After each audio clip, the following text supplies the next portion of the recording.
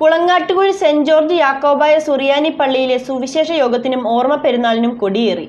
24-25 തീയതികളിലാണ് പെരുന്നാൾ നടക്കുന്നത്.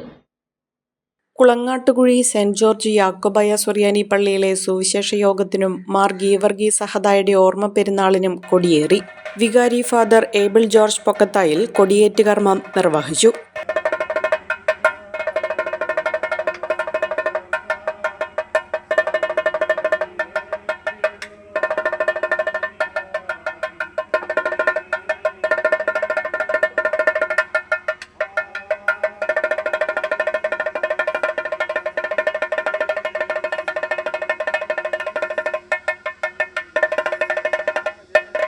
ഇരുപത്തിനാല്, 25 തീയതികളിലാണ് പ്രധാന പെരുന്നാൾ.